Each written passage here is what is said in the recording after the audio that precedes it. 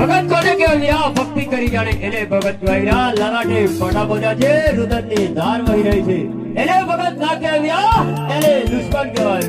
વ્યા દુશ્મન, તમે મારા દુશ્મનને સોંપી દો, નહીં તો તમારે મારો માર કરવો પડશે. મારા ભક્તને કોઈને કહેવાય દુશ્મનને સોંપી દો વ્યા. ઠીક ઠીક ઠીક ઠીક હરિયાણા મેવા વિચારી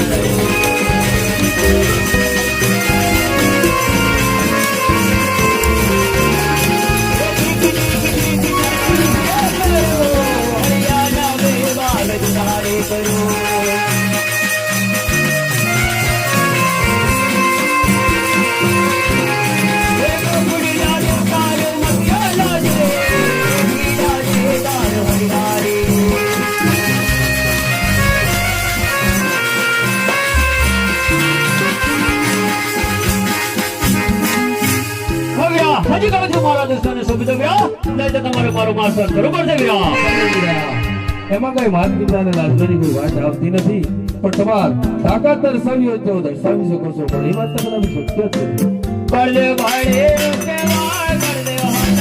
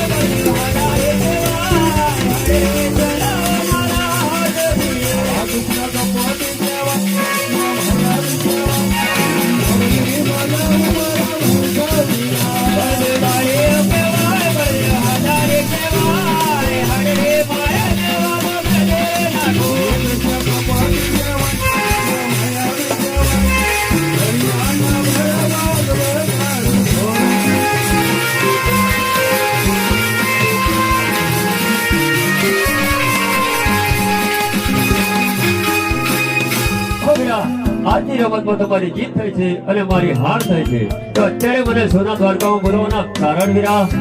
અરે ભાઈ, તમે આપ માનો છો કે મારી હાર છે, પણ ભાઈ ભાઈમાં કોઈ દિવસ હાર જીત હોતી નથી. પણ આપ માનો છો કે મારી હાર છે, પણ આજે તમારી હાર ઉપર મારે તમારા જમણા હાથનું વચન જોઈએ છે. ઓ વિરા, ભાઈ ભાઈમાં વચન ના હોય વિરા.